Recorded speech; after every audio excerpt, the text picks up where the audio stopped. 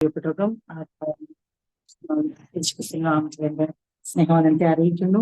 നമുക്ക് ദൈവം കരുതിയ അവസരങ്ങളെല്ലാം നമ്മുടെ ജീവിതത്തിൽ ഏറ്റവും ധന്യമായ മണിക്കൂറുകളും സമയങ്ങളുമാണ്. അത് ഓർത്തും ദൈവത്തിന് മഹത്വം കരുതുന്നതുകൊണ്ട് ഇന്ന് രാത്രിയിലും ദൈവനിശ്ചിതയ്ക്കായിട്ട് നമുക്കുള്ള സമയം നമുക്കത് പൂർണ്ണമായും ദൈവത്തിൽ ആശ്രയിച്ചുകൊണ്ട് നമുക്ക് ദൈവം ധ്യാനിപ്പാൻ തക്ക നമ്മളെ ശക്തീകരിക്കട്ടെ. ഫിലിപ്പിയർ ലേഖനം 1-ാം അധ്യായം അതിന്റെ 15 മുതലുള്ള വാക്യങ്ങളിൽ 15, 16, 17 വാക്യങ്ങളിൽ അടിസ്ഥാനപ്പെടുത്തിയാണ് നമ്മൾ ചിന്തിച്ചുകൊണ്ടിരിക്കുന്നത്. നമ്മള് കർത്താവിനെ കുറിച്ചുള്ള ആ വലിയ വെളിപ്പാട്, അവന്റെ ദൈവത്വത്തിന്റെ അവന്റെ മനുഷ്യത്വത്തിന്റെ എല്ലാം ശ്രേഷ്ഠമായ ഔന്നത്യമാണ് നമ്മൾ ചിന്തിച്ചുകൊണ്ടിരിക്കുന്നത്. കർത്താവ് 15-ാം വാക്യം ക്രിസ്തു അദൃശ്യനായ ദൈവത്തിന്റെ പ്രതിമയാണെന്നുള്ള ആ ദൈവവചനത്തിന്റെ ഒരു വിശദീകരണങ്ങളാണ് ദൈവത്തിന്റെ ആത്മാവ് നമുക്ക് നൽകിക്കൊണ്ടിരിക്കുന്നത്. അതുപോലെ തന്നെ കൊലോസ്യർക്ക് എഴുതിയ ലേഖനം 2-ാം അധ്യായം 9-ാം വാക്യത്തിൽ ക്രിസ്തുവിലല്ലോ ദൈവത്തിന്റെ സർവ്വസമ്പൂർണതയും ദേഹരൂപമായി വസിക്കുന്നത്. ഈ 2 വാക്യങ്ങളെ എങ്ങനെയാണ് നമ്മൾ മനസ്സിലാക്കേണ്ടത്, അല്ലെങ്കിൽ ദൈവത്തിന്റെ സർവ്വസമ്പൂർണതയും ക്രിസ്തുവിൽ വസിക്കുന്നു എന്നുള്ളതും ക്രിസ്തു അദൃശ്യനായ ദൈവത്തിന്റെ പ്രതിമയാണെന്നുള്ളതും ബന്ധപ്പെട്ട ദൈവവചന ചിന്തകളാണ് 2 ആഴ്ചയായിട്ട് നമ്മൾ ഹൃദയങ്ങളിൽ നമുക്ക് ദൈവം തന്നിരിക്കുന്ന ദൈവകൃപയ്ക്ക് ഒത്തവണ്ണം പരിശുദ്ധാത്മാവിന്റെ നടത്തുന്ന ഒത്തവണ്ണം നമ്മൾ പങ്കുവെച്ചുകൊണ്ടിരിക്കുന്നതും നമ്മൾ ധ്യാനിച്ചുകൊണ്ടിരിക്കുന്ന രാത്രിയിലും ദൈവത്തിന്റെ പരിശുദ്ധാത്മാവ് നമ്മളെ അതിനായി ശക്തീകരിക്കട്ടെ. ദൈവത്തിന്റെ ചിന്തകൾക്കായി ദൈവത്തോട് സംസാരിക്കുവാൻ, ദൈവികമായ ഉദ്ദേശങ്ങൾ നമുക്ക് വീണ്ടും മനസ്സിലാവുവാൻ കർത്താവ് നമ്മളെ സഹായിക്കട്ടെ. യോഹന്നാൻ എഴുതിയ സുവിശേഷത്തിൽ 1-ാം അധ്യായത്തിൽ നമ്മൾ വളരെ തുടക്കം തൊട്ടേ നമ്മൾ ചിന്തിച്ച് അവിടുന്ന് അതും കൂടെ കണക്ട് ചെയ്ത് ചിന്തിച്ചു. എബ്രായ ലേഖനത്തിൽ നമ്മൾ ചിന്തിച്ചു. ഇതൊക്കെ നമ്മൾ ചേർത്ത് വെച്ച് ധ്യാനിച്ചത് എന്തെന്ന് ചോദിച്ചാൽ, അത് ക്രിസ്തു എങ്ങനെയാണ് അദൃശ്യനായ ദൈവത്തിന്റെ പ്രതിമയായി നമ്മൾ മനസ്സിലാക്കുന്നത്, എങ്ങനെയാണ് ക്രിസ്തു ദൈവത്തിന്റെ സർവ്വസമ്പൂർണതയിൽ വസിക്കുന്നത്. അതിനെ നമ്മളുടേതായ നമ്മൾ അത് അനുഭവിക്കുന്നവരാണെങ്കിലും അത് വിശ്വസിക്കുന്നവരാണെങ്കിലും അത് വെളിപ്പെട്ടിട്ടാണെങ്കിലും അതിനെ കുറച്ചുകൂടെ നമ്മുടെ ജീവിതത്തിൽ വ്യക്തമാക്കിക്കൊണ്ട് നമുക്ക് കർത്താവിനെ സാക്ഷീകരിപ്പാൻ, നമുക്ക് സധൈര്യം നമ്മുടെ കർത്താവിനെ അദൃശ്യനായ ദൈവത്തിന്റെ പ്രതിമയായും അവനിൽ വസിക്കുന്ന ദൈവത്തിന്റെ സർവ്വസമ്പൂർണതയും പ്രസ്താവിക്കത്തക്കവണ്ണം നമ്മളെ പ്രാപ്തരാക്കാവുന്ന ഒരു ഉദ്ദേശം കൂടി തിരുവചന പഠനങ്ങൾക്കുണ്ട്. അത് അവണ്ണം തന്നെ നമ്മളിൽ നിറവേറുമാറാകട്ടെ. ഞാൻ യോഹന്നാൻ സുവിശേഷത്തിന്റെ 1-ാം അധ്യായത്തിൽ നമ്മൾ ചിന്തിച്ചിങ്ങനെ വന്നിട്ട് നമ്മൾ എവിടെ വരെ വന്നു എന്ന് ചോദിച്ചാൽ 14-ാം വാക്യം നമ്മൾ ചിന്തിച്ചു.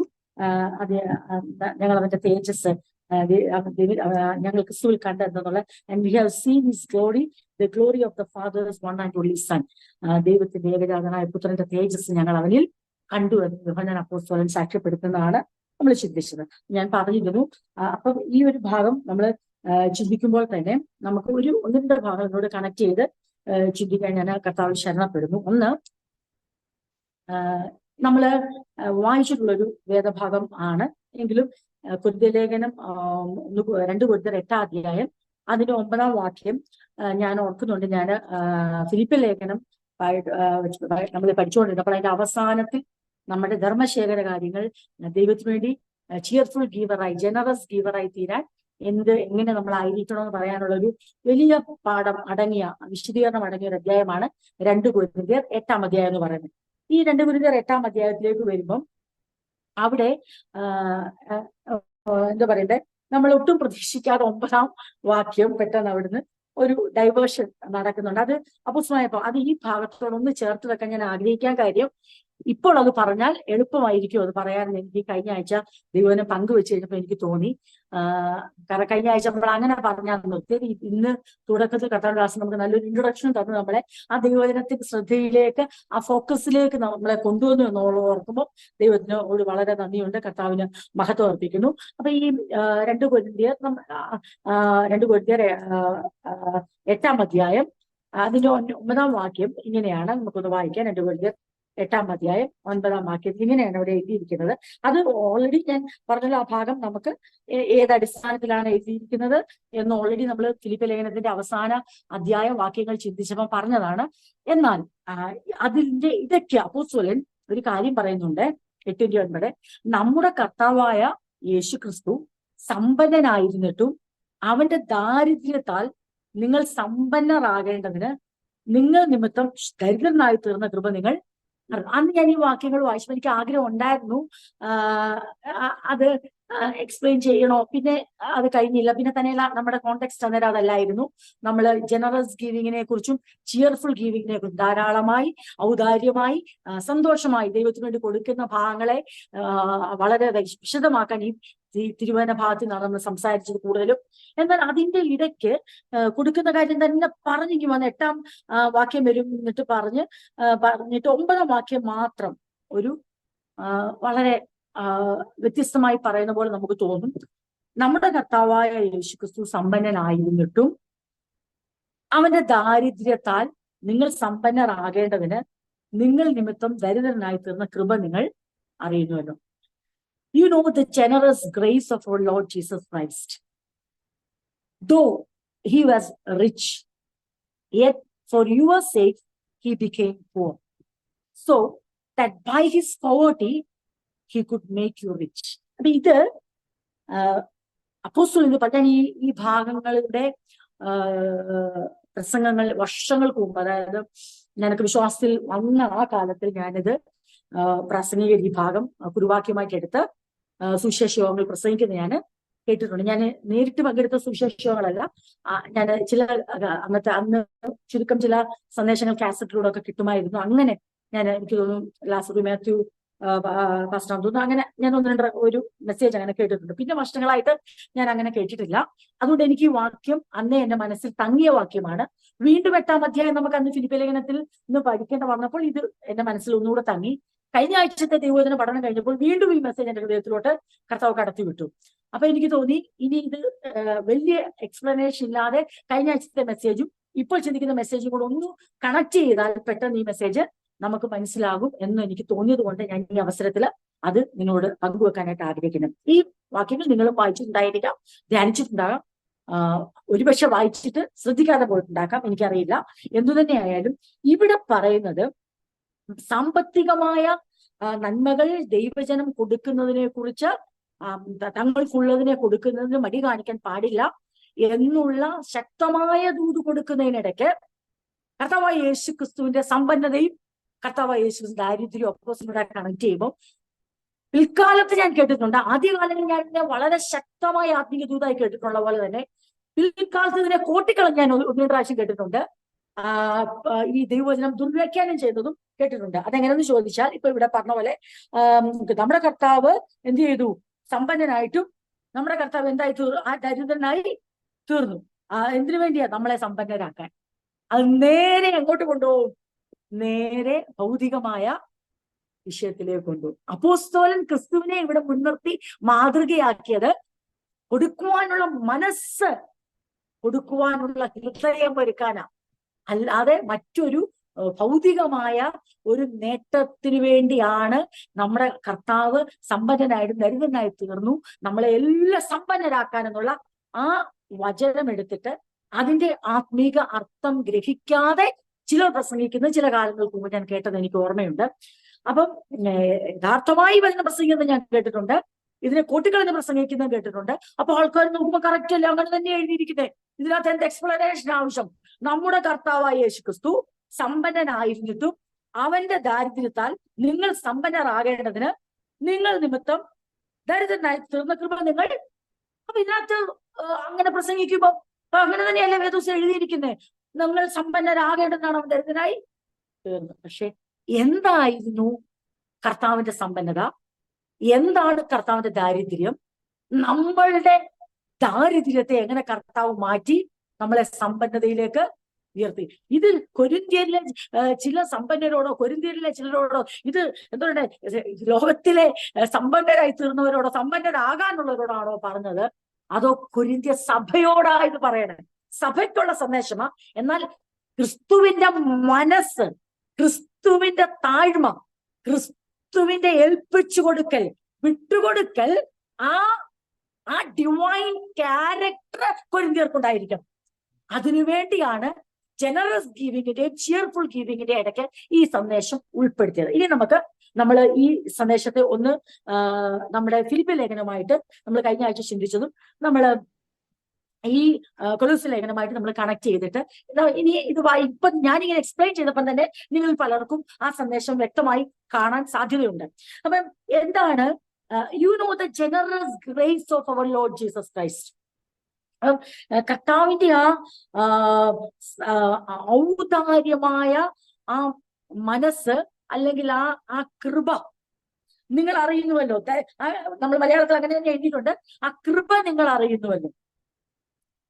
ഇനിയും എന്താണ് ആ generous grace of our Lord Jesus Christ?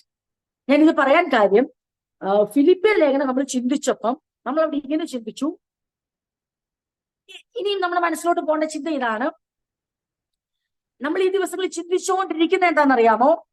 നമ്മൾ ചിന്തിച്ചുകൊണ്ടിരിക്കുന്ന യേശുക്രിസ്തുവിന്റെ സമ്പന്നതയെ കുറിച്ച് തന്നെയാ. നമ്മുടെ കർത്താവിന്റെ ആ ശ്രേഷ്ഠത, ഔന്നത്യം നമ്മൾ ചിന്തിക്കുമ്പോൾ തന്നെ അതിനോട് കണക്ട് ചെയ്ത് നമുക്ക് തീർത്തും പറയാൻ പറ്റും അവന്റെ സമ്പന്നത എന്താണെന്നുള്ളത്. അതിന് ഏറ്റവും നമ്മളെ മനസ്സിലാക്കാൻ നമ്മളെ സഹായിക്കുന്ന വചനമാണ് ഫിലിപ്പി ലേഖനത്തിൽ എഴുതിയിരിക്കുന്ന 2-ാം അധ്യായം 6 മുതലുള്ള വാക്യങ്ങൾ. Though he was God, he did not think of എന്ന് കഴിഞ്ഞ ആഴ്ച ഓൾറെഡി പറഞ്ഞതാണ്. Equality with God as something to cling to, മുറുകെ പിടിക്കണം എന്ന് വിചാരിക്കാതെ, ദൈവത്തോടുള്ള സമത്വം മുറുകെ പിടിക്കണം എന്ന് വിചാരിക്കാതെ, നമ്മൾ 7-ാം വാക്യം വായിച്ചു. ഇനി അത് എല്ലാവരുടെയും മനസ്സിൽ നല്ല രീതിയിൽ അത് പതിച്ചിട്ടുണ്ട്. Instead he gave up his divine privileges. ഇത് വായിച്ച് ധ്യാനിച്ചപ്പോഴാണ് പെട്ടെന്ന് ഈ വാക്യം എന്റെ മനസ്സിൽ വന്നത്. ഇപ്പോൾ ഇത് ദൈവസഭയോട് പങ്കുവെക്കാൻ പറ്റിയ ഒരു സമയമാണ്. ഈ സ്റ്റഡിക്കകത്ത് ഉൾപ്പെടുത്താം, ഇതിന്റെ എക്സ്പ്ലനേഷൻ എളുപ്പമാകും എന്നുള്ള ഒരു ചിന്ത എന്റെ ഹൃദയത്തിൽ വന്നുകൊണ്ടുകൂടെയാണ് ഞാൻ നിങ്ങളോട് ഇത് പറയുന്നത്. എന്താണ് കർത്താവായ യേശുക്രിസ്തുവിന്റെ സമ്പന്നത? കർത്താവായ യേശുക്രിസ്തുവിന്റെ സമ്പന്നത എന്താണെന്നു എന്നും അവന്റെ ദാരിദ്ര്യം എന്താണ്? അപ്പൊ പെട്ടെന്ന് നമ്മുടെ മനസ്സിൽ കർത്താവിന്റെ സമ്പന്നതയെ കുറിച്ച് ചിന്തിക്കുകയും ദാരിദ്ര്യത്തെ കുറിച്ച് ചിന്തിക്കുമ്പോൾ പല ചിന്തകൾ നമ്മുടെ മനസ്സിൽ കടന്നു വരാം. ഇനി നമ്മൾ ഈ വാക്യം ഇങ്ങനെയാണ് വായിക്കുന്നത്, അവൻ നമ്മളെ സമ്പന്നരാക്കാൻ ദരിദ്രനായി തീർന്ന കൃപ. അപ്പൊ ഒരാളെ സമ്പന്നനാക്കണമെങ്കിൽ ആള് സമ്പന്നനാകണം. അപ്പൊ ഒരാൾ ദരിദ്രനായി തീർന്നുകൊണ്ട് മറ്റൊരാളെ സമ്പന്നനാക്കാൻ ഒക്കത്തില്ല. പക്ഷെ കർത്താവിനെ കുറിച്ച് പറയുമ്പോൾ അങ്ങനല്ല പറയുന്നത്. കർത്താവിന് ദരിദ്രനായി തീരേണ്ട വന്നു നമ്മളെ ഓരോരുത്തരെയും സമ്പന്നരാക്കുവാൻ. അപ്പൊ നമ്മൾ ചിന്തിക്കുമ്പോൾ ഈ ജനറസ് ഗ്രേസ്, ഈ അളവില്ലാത്ത ഈ ദൈവകൃപ നിങ്ങൾ അറിയുന്നുവല്ലോ. അപ്പൊ അതിനർത്ഥം എന്തോ? കൊരിന്ത്യർക്ക് വ്യക്തമായിട്ട് അറിയാം. നിങ്ങൾക്കറിയാം നിങ്ങളുടെ സ്റ്റാറ്റസ് എങ്ങനാ മാറിയത്. അപ്പൊ നമുക്ക് വ്യക്തമായിട്ട് അറിയാം. ആ കൃപ നിങ്ങൾ അറിയുന്നല്ലോ എന്ന് പറയുമ്പോൾ അത് ഭൗതികത്തെ കണക്ട് ചെയ്തേയല്ല. കാരണം കൊരിന്ത്യ ലേഖനം ആരംഭിക്കുമ്പോൾ തന്നെ, ഗലാത്യ ലേഖനം, എഫെസ് ലേഖനം, കൊലോസ്യ ആരംഭിക്കുമ്പോൾ തന്നെ എന്തവിടെ വെളിപ്പെടുന്നുണ്ട്? ദൈവസഭയുടെ അല്ലെങ്കിൽ വീണ്ടെടുക്കപ്പെട്ട ദൈവമക്കൾ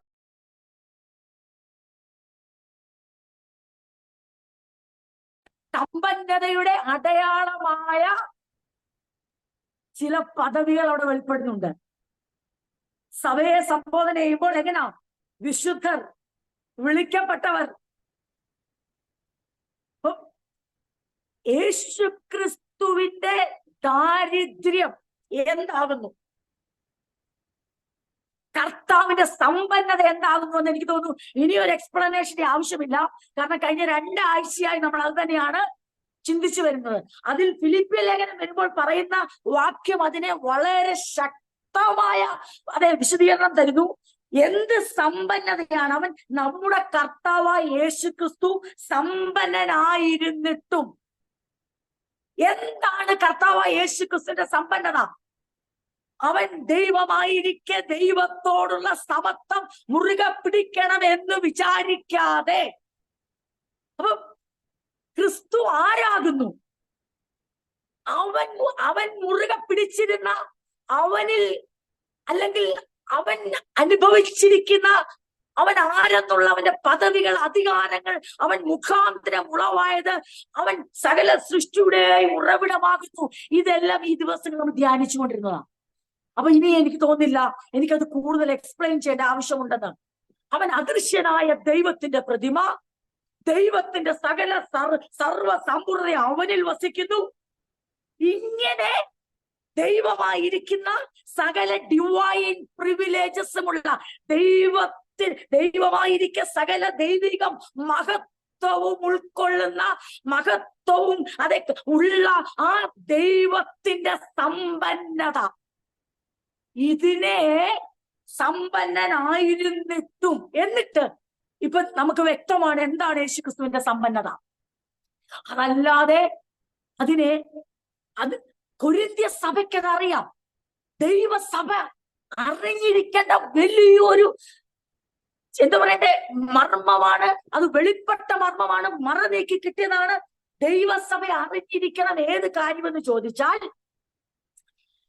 ദൈവസഭയാണ് മനസ്സിലാക്കേണ്ടത്. അതാ പറയുന്നത്, ആ കൃപ നിങ്ങൾ അറിയുന്നുവല്ലോ. നമ്മളോട് ചോദിക്കാം, എടത്വ ടൗൺ ചർച്ച് ആ കൃപ അറിയുന്നുണ്ടോ? എടത്വ ചർച്ച് ഇതിനെ കേൾക്കുന്ന നാളെ ഈ മെസ്സേജ് കേൾക്കാൻ പോകുന്ന പ്രിയപ്പെട്ടവർ, അവരാ കൃപ അറിയുന്നുണ്ട്. ഏത് കൃപയാ? കർത്താവായ യേശു ക്രിസ്തു സമ്പന്നനായിരുന്നിട്ടും അവന്റെ ദാരിദ്ര്യത്താൽ നിങ്ങൾ സമ്പന്നരാകേണ്ടതിന് നിങ്ങൾ നിമിത്തം, സഭയോട് പറയുക, സഭയെ നിങ്ങളെ സമ്പന്നരാക്കുവാൻ നിങ്ങൾ നിമിത്തം ദരിദ്രനായി തീർന്ന ആ ദൈവകൃപ, അല്ലെങ്കിൽ ഔദാര്യമായ ആ, നമ്മളിങ്ങനെ ചിന്തിച്ചു കഴിഞ്ഞ ആഴ്ച, ആ അൺഫെയിലിംഗ് ലവ്, ആ പരാജയപ്പെടാത്ത ആ സ്നേഹത്തിന്റെ ആഴം, ആ കൃപയുടെ ആഴം നിങ്ങൾ അറിയുന്നുവല്ലോ. അതിന്റെ അർത്ഥം ഫിലിപ്പ് ലേഖനത്തിലൂടെ കണക്ട് ചെയ്ത് ചിന്തിക്കുമ്പോൾ നമുക്ക് മനസ്സിലാകും, യേശു ക്രിസ്തുവിന്റെ സമ്പന്നത അത് നമ്മൾ 2 ആഴ്ചയല്ല, 2 വർഷമല്ല, 2000 വർഷമല്ല, അത് പ്രഘോഷിച്ചാലും തീരാതെ വണ്ണം അവൻ സമ്പന്നനാണ്. അവന്റെ മഹത്വം അത്ര ശ്രേഷ്ഠമാണ്, അവന്റെ ഔന്നത്യം അത്ര വലുതാണ്, അവന്റെ ഉയർച്ചകൾ, അവന് ലഭിച്ചിരിക്കുന്ന സ്ഥാനങ്ങൾ, മരണത്തെ ജയിച്ചെഴുന്നേറ്റ് വന്നപ്പോൾ പിതാവ് അവനെ ഉയർത്തിയത്, അവന്റെ മഹത്വം, അതെ, അതിന് മുൻപുള്ളതും പിൻപുള്ളതും ചിന്തിച്ചാൽ അവന്റെ മുകളിൽ ആരുമില്ല. അവൻ സുപ്രീമാണ്, സകലത്തിനും അധീശനാണ്. മരണത്തിന്റെ മുമ്പിലും അവൻ ജയാളിയായി മരണത്തിൽ ഉയർത്തെഴുന്നേറ്റ ആദ്യജാതനും യേശു തന്നെയാണ്. എന്നാൽ അതിന് മുമ്പുള്ള കാര്യം ചിന്തിക്കുകയാണ്. എന്താണ് മുമ്പുള്ള കാര്യം? സമ്പന്നനായിരിക്കുന്ന കർത്താവ്. എന്താണ് ക്രിസ്തുവിന്റെ സമ്പന്നത? അവൻ ദൈവമായിരിക്കെ. എന്താണ് ക്രിസ്തുവിന്റെ സമ്പന്നത? സകല ഡിവൈൻ പ്രിവിലേജസ് അവനുണ്ട്. എന്താണ് അവന്റെ ഡിവൈൻ? നമുക്കറിയാലോ. ഉണ്ടാകട്ടെ എന്ന് കൽപ്പിക്കുമ്പോൾ ഉരുവാക്കുന്ന അവൻ മുഖാന്തരം അവനിലേക്കും അവനാലും അവങ്കലേക്കുമുള്ള അതെ എല്ലാ ഹോൾഡ് ചെയ്യുന്ന ആ സൃഷ്ടികളെ മുഴുവൻ ഹോൾഡ് ചെയ്യുന്ന, ഉളവാക്കിയതിനെ നിലനിർത്തുന്ന സകലവിധമായ സ്വർഗത്തിലെ മഹത്വം, ആരാധനയ്ക്ക് യോഗ്യൻ, സാറാഫുകൾ ആരാധിക്കുന്ന പരിശുദ്ധൻ, അതേ സകല പുകഴ്ചയ്ക്കും മഹത്വത്തിന് യോഗ്യൻ. അവന്റെ ആജ്ഞയ്ക്ക് ദൂതന്മാർ നിൽക്കുന്നു, അവന്റെ കൽപ്പനയ്ക്ക് സകലതും ഉളവാകുന്നു. അങ്ങനെ ഡിവൈൻ പ്രിവിലേജസ് ഹോൾഡ് ചെയ്യുന്നു.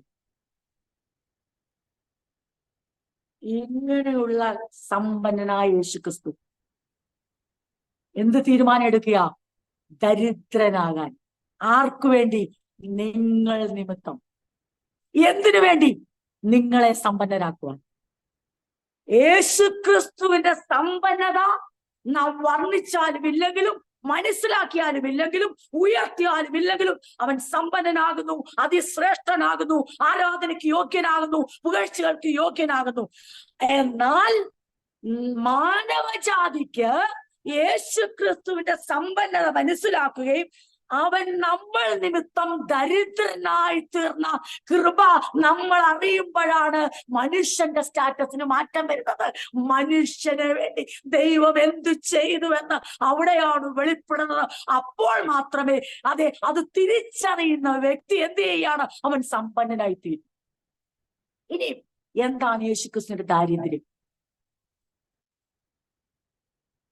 നമുക്ക് വേണേ ചിന്തിക്കാം, അവന്റെ ദാരിദ്ര്യം അവൻ പുൽത്തൊഴുത്തിൽ പശുത്തൊഴുത്തിൽ ജനിച്ചതാണോ?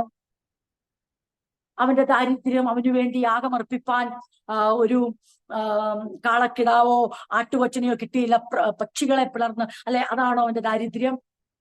നസറേത്ത് എന്ന അൺപോപ്പുലറായ ഒട്ടും ആൾക്കാർ ചോദിക്കുന്നു, നസറേത്തിന് വല്ല നന്മയും പുറപ്പെടുമോ എന്ന് ചോദിക്കുന്ന അന്നത്തെ ഏറ്റവും റിജക്റ്റഡ് കമ്മ്യൂണിറ്റി, അന്ന് ഇസ്രായേലിൽ ഏറ്റവും ലീസ്റ്റായി കണ്ടിരുന്ന ഒരു പട്ടണത്തിൽ വളർന്നതാണോ യേശുവിന്റെ ദാരിദ്ര്യം? ഒരു തച്ചന്റെ വീട്ടിൽ ജനിച്ചതാണോ, അല്ലെ മകനായി ജനിച്ചതാണോ യേശുവിന്റെ ദാരിദ്ര്യം? അതോ എന്താണ് നമ്മൾ ഉദ്ദേശിക്കുന്ന ദാരിദ്ര്യം? അങ്ങനെയാണെങ്കിൽ പിന്നെ ആ ദാരിദ്ര്യം കൊണ്ട് പലരും സമ്പന്നരാകണം, അല്ലെ? അങ്ങനെ ദാരിദ്ര്യം ജീവിക്കുന്നവരെ കൊണ്ട് എന്ത് ചെയ്യണം? ഒരു മനുഷ്യന്റെ ഭൗതിക ദാരിദ്ര്യമാണ് മറ്റ്.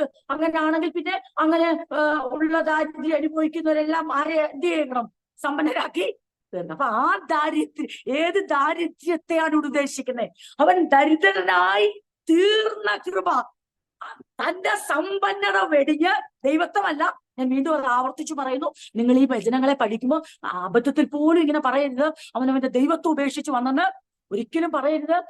അത് ഒരിക്കലും അങ്ങനെ പറയാനോ ചിന്തിക്കാനോ ഒന്നും പാടില്ല. അവന്റെ ദൈവത്വമല്ല അവൻ ഉപേക്ഷിച്ചത്, ദൈവം ഹോൾഡ് ചെയ്തിരുന്ന ദൈവിക, അതായത് ദൈവത്തിന് ലഭിച്ചിരിക്കുന്ന അധികാരങ്ങൾ, പദവികൾ. അതാ ഞാൻ പറയാൻ വരുന്നത്. ദൂതനോട് കൽപ്പിക്കുമ്പോൾ ആജ്ഞ അനുവർത്തികളായി നിൽക്കുമ്പോൾ അവൻ ഈ ഭൂമിയിലേക്ക് കടന്നു വന്നപ്പോൾ അവൻ തന്നെ എല്ലാം ചെയ്ത് കഷ്ടപ്പെട്ട് അധ്വാനിച്ച് നടന്ന് സഞ്ചരിച്ച് മനുഷ്യന്റെ എല്ലാ പ്രയത്നങ്ങളും ചെയ്ത് അവൻ കൽപ്പിച്ചല്ല ജീവിച്ചത്, അധ്വാനിച്ചാ ജീവിച്ചത്.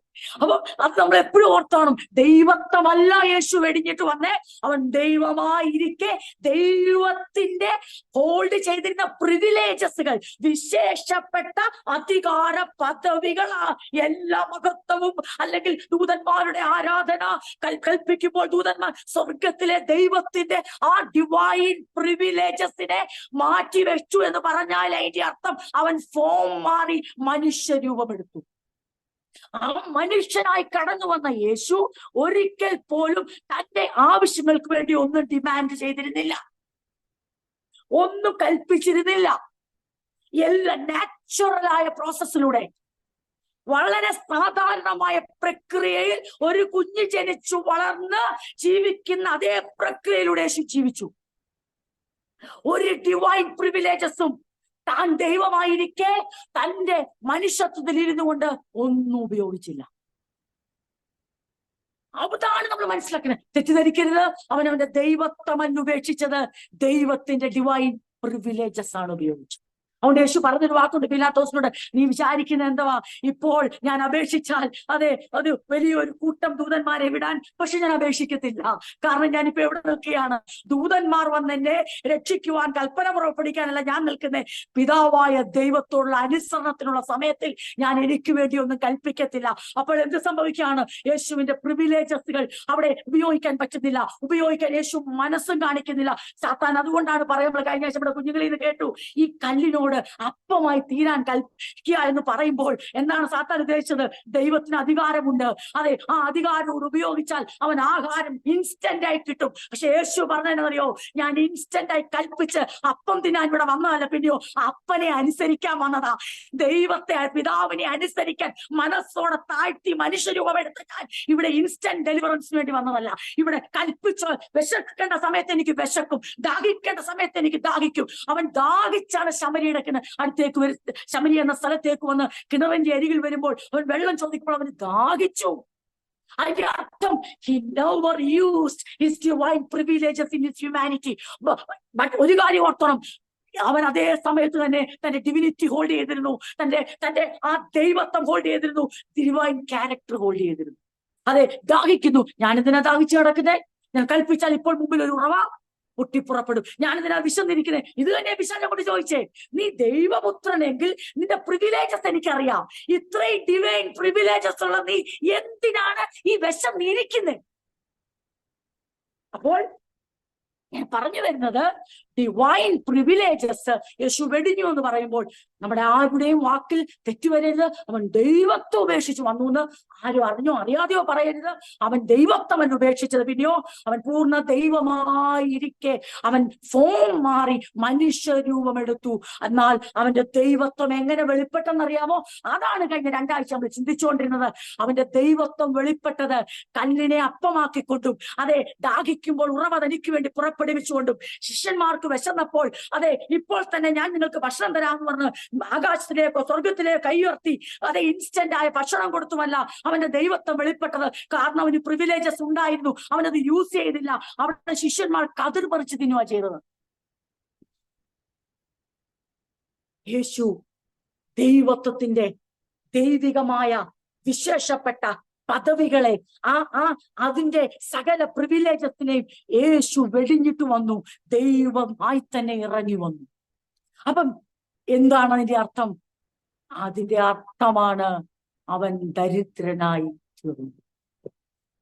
അവന്റെ ദാരിദ്ര്യം ആ സമ്പന്നതയെ വെടിഞ്ഞ്, ആ ഡിവൈൻ പ്രിവിലേജസിനെ വെടിഞ്ഞ് അവൻ ഒരു നാച്ചുറൽ മാനായി, ഒരു സാധാരണ മനുഷ്യനായി, ഒരു സാധാരണ മനുഷ്യന്റെ അവന്റെ ജനന പ്രക്രിയയിൽ മാത്രം അവൻ കന്യകയിൽ പരിശുദ്ധാത്മാവിനാൽ മറിയ ഗർഭിണിയായി യേശു ജനിക്കുമ്പോൾ അത് കഴിഞ്ഞുള്ള യേശുവിന്റെ ജീവിതത്തിൽ ഒരിക്കൽ പോലും തിരുവചനം വായിക്കുമ്പോൾ നമ്മൾ എന്ത് കാണുന്നില്ല?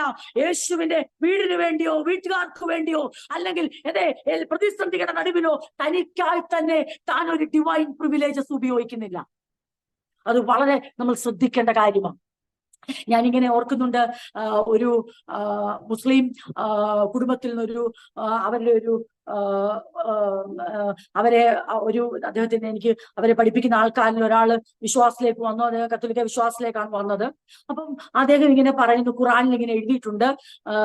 അപ്പൊ നമ്മൾ ഓർത്തു യേശുവിനെ കുറിച്ച് എഴുതിയിട്ടുള്ളത് നമുക്ക് ഭയങ്കര സന്തോഷമാണ്. പക്ഷെ അതിനകത്ത് ഇങ്ങനെയാണ് എഴുതിയിരിക്കുന്നത്, ചെറുപ്പത്തിൽ യേശു എന്തു ചെയ്തിരുന്നു? യേശു ഒരു പക്ഷി ഇങ്ങനെ ചത്തു കിടന്നിരുന്നു. യേശു അതിനെ കയ്യിലെടുത്ത് ജീവൻ കൊടുത്ത് പറപ്പിച്ചു. അപ്പൊ നമ്മളത് കേൾക്കുമ്പോ നമ്മുടെ ബൈബിളിൽ എഴുതിയിട്ടില്ല, മറന്നുപോയതാണെങ്കിൽ എഴുതാൻ. ഖുറാനിൽ എഴുതിയിട്ടുണ്ട്, വേദപുസ്തകത്തിൽ ഇതുവരെ എഴുതിയിട്ടില്ല. പിന്നെ വേറൊരിടത്ത് വെച്ചപ്പം യേശു ഇങ്ങനെ ചെയ്തു. അപ്പൊ ഇതൊക്കെ നമ്മളിങ്ങനെ കണ്ടിട്ടില്ലേ? ഇപ്പൊ ഒത്തിരി ഭക്ത ഈ സീരിയലുകളൊക്കെ ഇങ്ങനെ ഇറങ്ങുമ്പം അല്ലെ കഥകൾ ആസ്പദമാക്കി ഇറങ്ങുമ്പോൾ അവിടെയൊക്കെ നമ്മൾ കണ്ടിട്ടില്ലേ? ഈ ബാലന്മാരെ, അതായത് അവര് ദൈവം ദേവനെന്ന് കരുതുന്ന ആ ആളുടെ ബാല്യം ചിത്രീകരിക്കുമ്പോൾ കണ്ടിട്ടില്ലേ? ബാല്യത്തിൽ അവരെ എങ്ങനെ കാണിക്കാം? ഇങ്ങനെയൊക്കെ അവർ വരുന്നു, ഇച്ചിരി കഴിയുമ്പോൾ പെട്ടെന്ന് അവര് എന്ത് ചെയ്യുകയാണ്? അവിടെ ചില കാര്യങ്ങൾ അങ്ങ് ചെയ്യുന്നു. ഈ കൂട്ടത്തിൽ ഇദ്ദേഹം ആരെ ഉൾപ്പെടുത്തി? യേശുവിനെ.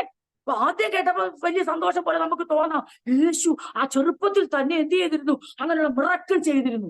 എങ്ങനെ ഇരിക്കുന്നു? അതാണ് മറ്റൊരു യേശുവിനെ പ്രസന്റ് ചെയ്യാന്ന് പറഞ്ഞാൽ അവിടെ എന്താ സംഭവം? കാരണം യേശുവിന്റെ ദൈവത്വവും അവന്റെ സമ്പന്നതയും അവൻ എന്താണ് വെടിഞ്ഞതെന്നും അവൻ എന്താണ് ഹോൾഡ് ചെയ്തതെന്നും യഥാർത്ഥത്തിൽ നമ്മൾ മനസ്സിലാക്കിയില്ലെങ്കിൽ മറ്റൊരു യേശുവിനെ നമ്മൾ വിശ്വസിക്കും.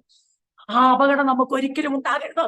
യഥാർത്ഥമായി യേശുവിനെ മനസ്സിലാക്കുവാൻ, അറിയുവാൻ, രുചിച്ചറിയാൻ വിളിക്കപ്പെട്ട ജനമാ നമ്മൾ. അവൻ ഒരു ചത്തവക്ഷിയെയും ജീവിപ്പിച്ചിട്ടില്ല. അവൻ വീട്ടിനകത്ത് തന്റെ ഭക്ഷണത്തിനായിട്ടോ തന്റെ മാതാപിതാക്കളുടെ ഉപജീവനത്തിനായിട്ടോ തന്റെ വഴിയാത്രയ്ക്കായിട്ടോ ഒരു അത്ഭുതവും ചെയ്തിട്ടില്ല.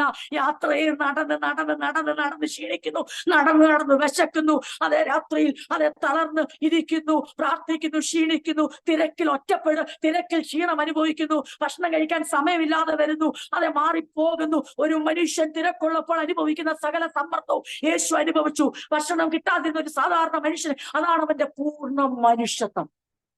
ഇന്ന് രാത്രി ഞാൻ വിളിച്ചു പറയട്ടെ, വീണ്ടും പറയട്ടെ, കർത്താവ് അവന്റെ ദൈവത്വമല്ല വെടിഞ്ഞത്. അങ്ങനെ വെടിഞ്ഞിരുന്നെങ്കിൽ നമുക്ക് എന്ത് കാണാൻ പറ്റത്തില്ല?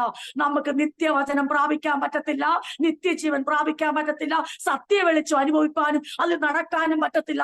നമുക്ക് ദൈവത്തിന്റെ ദിവ്യ സ്വഭാവമായ ഒരിടത്തും പരാജയപ്പെടാത്ത അൺഫെയിലിംഗ് ലവ്, ജനറസ് ഗ്രേസ് നമുക്ക് അനുഭവിക്കാൻ പറ്റത്തില്ല. ആർക്കും അടുക്കാൻ പറ്റത്തില്ല. ആ ഫെയ്ത്ത്ഫുൾനെസ് ട്രൂത്ത് നമുക്ക് അനുഭവിക്കാൻ പറ്റത്തില്ല. അപ്പോൾ യേശു ദൈവത്വത്തെ മുറുകെ പിടിച്ചുകൊണ്ട് തന്നെ ദൈവമായിരിക്കെ ദൈവത്തിന് ലഭിക്കുന്ന ഡിവൈൻ പ്രിവിലേജസിനെ ഊരി വെച്ചു, അല്ലെങ്കിൽ അതിനെ നീക്കി വെച്ചിട്ട് അവൻ എന്ത് ചെയ്യാണ്? ദരിദ്രനായി തീരുക.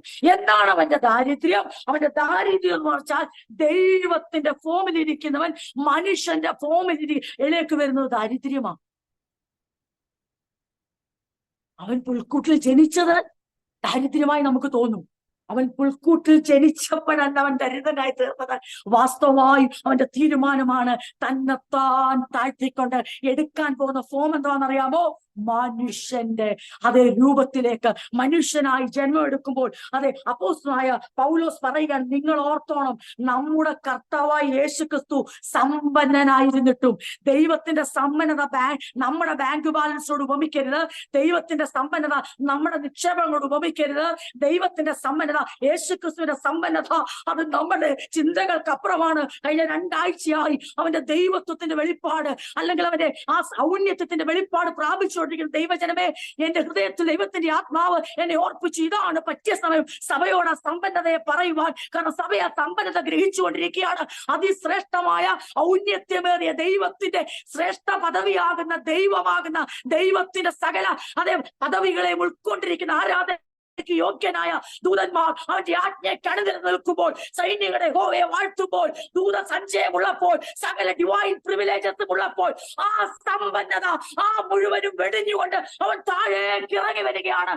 ആ ഇറങ്ങി വരുന്ന അവന്റെ ഫോം മാറുമ്പോൾ അവൻ മനുഷ്യതോടെ പറഞ്ഞ് he took the position, humbled himself in obedience to God, and he took the humble position of a slave.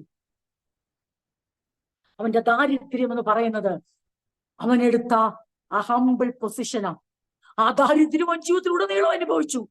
ഒരിക്കൽ പോലും ആ ദാരിദ്ര്യത്തിൽ, ആ ദാരിദ്ര്യത്തിന്റെ നടുവിൽ അവൻ എന്റെ ഡിവൈൻ പ്രിവിലേജിനെ കൊണ്ടുവന്നത് മാറ്റാൻ ശ്രമിച്ചില്ല. കാരണം അവനറിയാം, ഞാൻ ഇവിടെ വന്നിരിക്കുന്നത് എനിക്ക് എപ്പോഴൊക്കെ ദാരിദ്ര്യം അനുഭവിക്കുന്നു, എനിക്ക് എപ്പോഴൊക്കെ ബുദ്ധിമുട്ട് അനുഭവിക്കുന്നു, ഞാൻ ഈ ഫോമിലേക്ക് കടന്നു വന്നത് അബദ്ധവശാൽ സംഭവിച്ചതല്ല, എന്നെ സ്വർഗത്തിൽ നിന്ന് തള്ളിയിട്ടതല്ല, ഞാൻ താഴെ വീണതല്ല, ഞാൻ താഴേക്ക് വന്നതാ, മനസ്സോടെ വന്നതാ.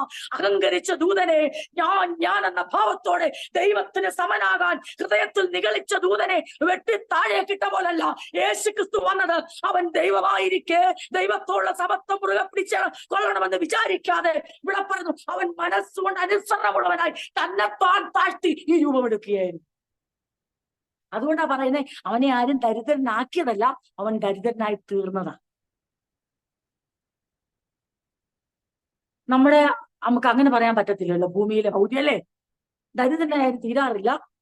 ദാരിദ്ര്യം ജീവിതത്തിൽ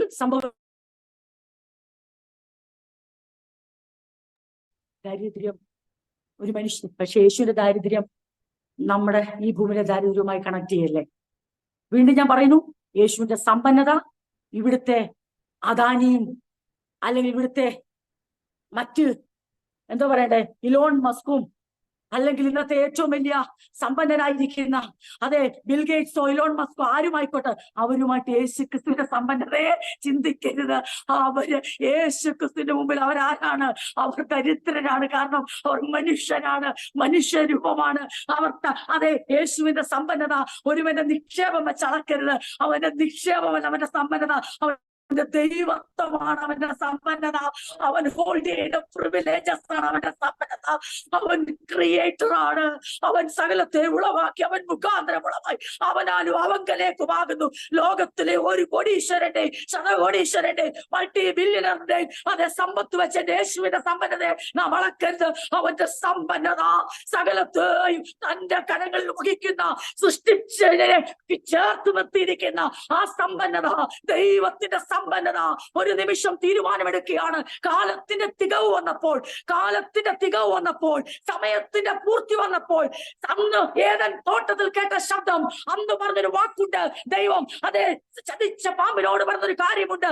അതേ എന്ത് സംഭവിക്കും? സ്ത്രീയുടെ സന്തതി നിന്റെ തലയെ തകർക്കും എന്ന് പറഞ്ഞുകൊണ്ട് ആ വാഗ്ദാനം നിറവേറുവാൻ, വീണ്ടെടുപ്പിന്റെ വാഗ്ദാനം നിറവേറുവാൻ സമയമായപ്പോൾ ആരുടെ മനസ്സൊരുങ്ങി? പുത്രന്റെ മനസ്സ് ഒരുങ്ങി. അവനെ ആരും ദരിദ്രനാക്കി തീർത്തതല്ല. അതെ, അവന് അബദ്ധവശാൽ ജനിക്കാൻ ഇടം കിട്ടാതെ പോയതല്ല. അത് ദൈവത്തിന്റെ പ്രീ പ്ലാൻ ആയിരുന്നു. മനുഷ്യനായി ജനിച്ച, അങ്ങനെ ദരിദ്രനായി തീർന്ന കർത്താവായ യേശുക്രിസ്തുവിനെ ഭൂമിയിലെ ജീവിത രീതിയിലും ജനനത്തിലും വളർച്ചയിലും വളരെ സാധാരണമായി തന്നെ വളരണമെന്നുള്ള ദൈവിക പദ്ധതിയിലാണ് യേശുവിനെ മനഃപൂർവമായിട്ട് എവിടേക്ക് വിടുകയാണ്? മറിയയെ, അതെ, ഗർഭകാലത്ത് പ്രസവം അടുത്തു വരുന്ന കാലത്തു തന്നെ എങ്ങോട്ട് വിടുകയാ? ബേത്ലഹേമിലേക്ക് വിടുകയാ. കാരണം എന്തെന്ന് ചോദിച്ചാൽ, ലോകത്തിന്റെ മുമ്പിൽ ദൈവത്തിനൊരു സന്ദേശം കൊടുക്കണം. മനുഷ്യനായി തീർന്ന സമ്പന്നനായിരുന്നിട്ടും അതെ മാനവജാതിയുടെ അതെ വീണ്ടെടുപ്പെന്ന സമ്പന്നതയ്ക്ക് വേണ്ടി, അതെ രക്ഷ എന്ന സമ്പന്നതയ്ക്ക് വേണ്ടി, നീതീകരണം എന്ന സമ്പന്നതയ്ക്ക് വേണ്ടി, അല്ലെങ്കിൽ ഇങ്ങനെ പറയാം, ദൈവത്തിൽ നിന്ന് നഷ്ടപ്പെട്ടു പോയി ദരിദ്രരായി തീർന്നിരിക്കുന്ന, അന്യരായി തീർന്നിരിക്കുന്ന, കളങ്കപ്പെട്ടിരിക്കുന്ന മനുഷ്യന്റെ വീണ്ടെടുപ്പിന്റെ, നിരപ്പിന്റെ, നീതീകരണത്തിന്റെ, തേജസ്കരണത്തിന്റെ തിരിച്ചവന്റെ സന്നിധിയിൽ തന്നെ ചെന്ന് ചേരുന്ന, അവനോട് സമാധാനം ഉണ്ടാക്കുന്ന ദൈവിക സമ്പന്നതയിലേക്ക് മാനവജാതിയെ തിരിച്ചു കൊണ്ടുവരണമെങ്കിൽ ഈ സമ്പന്നനായിരിക്കുന്ന ദൈവപുത്രൻ ദരിദ്രനായി തീർന്നേ പറ്റത്തുള്ളൂ.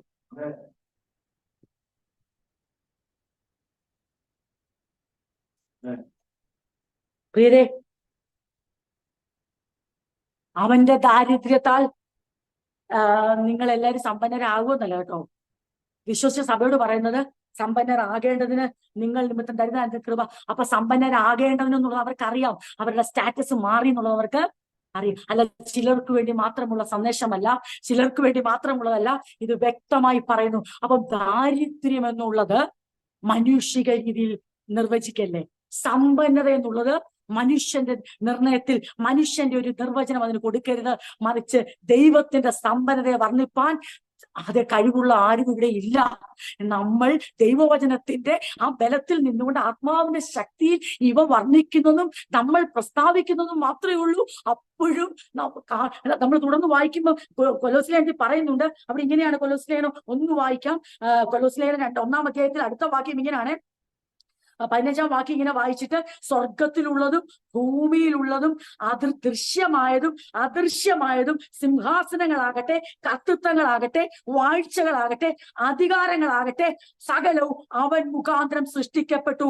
അവൻ മുഖാന്തരവും അവനായിട്ടും സകലവും സൃഷ്ടിക്കപ്പെട്ടിരിക്കുന്നു. അവൻ സർവത്തിനു മുമ്പേ ഉള്ളവൻ, അവൻ സകലത്തിനും ആധാരമായിരിക്കുന്നു. ഇത് സഭ ഉളവാകുന്നതിന് മുമ്പുള്ള ഇനി അടുത്തത് സഭയോട് ബന്ധപ്പെട്ട യേശുവിന്റെ ഉയർപ്പിന് ശേഷമുള്ള കാര്യമാണ് പറയുന്നത്. ഉയർപ്പിന് ശേഷം അടുത്ത വാക്യം. അപ്പോൾ ഓർത്തോണം, എന്തൊക്കെയാണ് അവിടെ പറയുന്നത് ഓർത്തോണം. നമുക്ക് ചിന്തിക്കാൻ പോലും കഴിയാത്ത കാര്യമാണ്. എല്ലാ ക്രിയേഷനും യേശുവാണ് പറയുന്നത്. വിസിബിൾ ആയ ഒരു യൂണിവേഴ്സ് ഉണ്ട്, അൺവിസിബിൾ ആയ ഒരു മേഖലയുണ്ട്. പ്രിയപ്പെട്ട ഒരു കാര്യം ഓർത്തോണം, നമുക്ക് കാണാൻ പറ്റാത്തതല്ല ഇല്ലാന്ന് പലരും പറയുമ്പോൾ, ദൃശ്യമായതും ദൈവം സൃഷ്ടിച്ചു, അദൃശ്യമായതും വിസിബിൾ യൂണിവേഴ്സ് ഉണ്ട്. World of spirits which we do not see but exist. നമുക്ക് കാണാൻ കഴിയാത്തൊരു ആത്മലോകമുണ്ട്, അതിനകത്ത് ദൂതന്മാരുണ്ട്. ഇങ്ങനെ Jesus is over the Angeles, over the universe, over the mankind. He has first rank. അതാണ് പറയുന്നത്, അവൻ സർവത്തിനു മുൻപേ ഉള്ളവൻ. യേശുവിന്റെ സമ്പന്നതയെ കോണ്ടെക്സ്റ്റ് വിട്ടു പോയാൽ നമ്മൾ വേറെ രീതിയിൽ ചിന്തിക്കും. നമ്മൾ ചിന്തിക്കും, അതെ, എന്നാൽ യേശുക്രിസ്തുവിന്റെ സമ്പന്നത എന്താണ്? നമ്മൾ വീണ്ടും ഇവിടെ വായിച്ച ഭാഗങ്ങൾ ഒന്നുകൂടെ വായിക്കുന്നു. സ്വർഗത്തിലുള്ളതും ഭൂമിയിലുള്ളതും, തീർന്നില്ല, ദൃശ്യമായതും അദൃശ്യമായതും, കാണാൻ കഴിയാത്ത ഒരു ലോകം കൂടെ ഉണ്ട് കേട്ടോണെ. സിംഹാസനങ്ങളാകട്ടെ, കർത്തൃത്വങ്ങളാകട്ടെ, വാഴ്ചകളാകട്ടെ, അധികാരങ്ങളാകട്ടെ, സകലവും യേശുക്രിസ്തു മുഖാന്തരം സൃഷ്ടിക്കപ്പെട്ടു. അവനായിട്ടും അവൻ മുഖാന്തരവും സകലവും സൃഷ്ടിക്കപ്പെട്ടിരിക്കുന്നു. അവൻ സർവത്തിനു മുമ്പേ ഉള്ളവൻ. ഈ സമ്പന്നതയാണ് യേശു വെടിഞ്ഞത്. ഈ സമ്പന്നതയാണ് യേശു ഉപേക്ഷിച്ചത്. എന്നിട്ട് അവൻ എന്ത് ചെയ്തു? ദരിദ്രനായി തീർന്നു. ഇനിയും ഒരു കാര്യം ഓർത്തോണം, യേശുക്രിസ്തുവിന്റെ സമ്പന്നത ലോകത്തിന്റെ സമ്പന്നത അല്ലെങ്കിൽ യേശുക്രിസ്തുവിന്റെ ദാരിദ്ര്യവും ലോകത്തിന്റെ ദാരിദ്ര്യത്തോട് നമ്മൾ ഉപമിക്കേണ്ട കാര്യം ഇല്ല. മറിച്ച് ആ ദാരിദ്ര്യം എന്തെന്ന് ചോദിച്ചാൽ, അത് ദരിദ്രർക്ക് പിന്തുണ കൊടുക്കുന്ന ദാരിദ്ര്യമോ സമ്പന്നർക്ക് പിന്തുണ കൊടുക്കുന്ന സമ്പന്നതയല്ല. യേശുക്രിസ്തുവിന്റെ സമ്പന്നതയും ദാരിദ്ര്യവും മറിച്ച് മാനവജാതിയെ മുഴുവനും ദൈവത്തോട് നിരപ്പിക്കുന്ന വീണ്ടെടുപ്പിന്റെ ആ ആ സമ്പന്നതയിലേക്ക് നമ്മളെ ഉയർത്തിക്കൊണ്ടുവരുവാൻ യേശുവിന് എന്ത് ചെയ്യേണ്ട വന്നു? സമ്പന്നത വെടിഞ്ഞ് ദാരിദ്ര്യത്തിലേക്ക് ദരിദ്രനായി തീരേണ്ട വന്നു. ഈ ഭാഗം നിങ്ങൾക്ക് വ്യക്തമായി വിചാരിക്കുന്നു. എന്നിട്ട് പറയുകയാണ്, ആ ഗ്രേസ്, ആ ജനറസ് ഗ്രേസ് നിങ്ങൾ അറിയുന്നുവല്ലോ. അതാണ് ഫിലിപ്പി ലേഖനത്തിലേക്ക് വീണ്ടും മടങ്ങി വരുമ്പോൾ നമുക്ക് ഇങ്ങനെ വായിക്കാം, he took the humble position of a slave.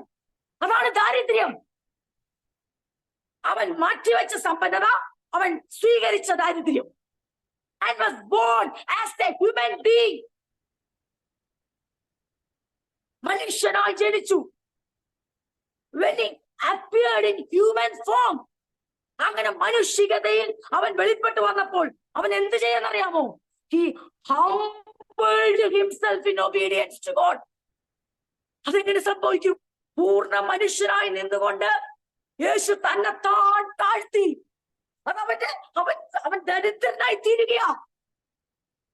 അവൻ കൽപ്പിച്ചിട്ടേ ഉള്ളൂ, ഉളവാക്കിയിട്ടേ ഉള്ളൂ, ജ്ഞാപിച്ചിട്ടേ ഉള്ളൂ. അവന് മുഖാന്തരം അവനാലും സകലതും സൃഷ്ടിക്കപ്പെട്ടു. എല്ലാം എല്ലാം എല്ലാം അവനിലേക്ക് അവങ്കലെന്ന് പറയുമ്പോൾ ഇവിടെ അവന്റെ ഫോം മാറിക്കഴിഞ്ഞപ്പോൾ യേശുവിന് എന്ത് ചെയ്യേണ്ട വരികയാണ്?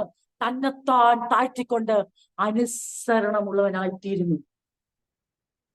എന്നിട്ട് കേട്ടോണേ, അടുത്തൊരു വാക്കിവിടെ ഫിലിപ്പി ലേഖനത്തിൽ ഞാൻ ഇംഗ്ലീഷിലൊന്ന് വായിക്കാം, നിങ്ങളുടെ മലയാളം.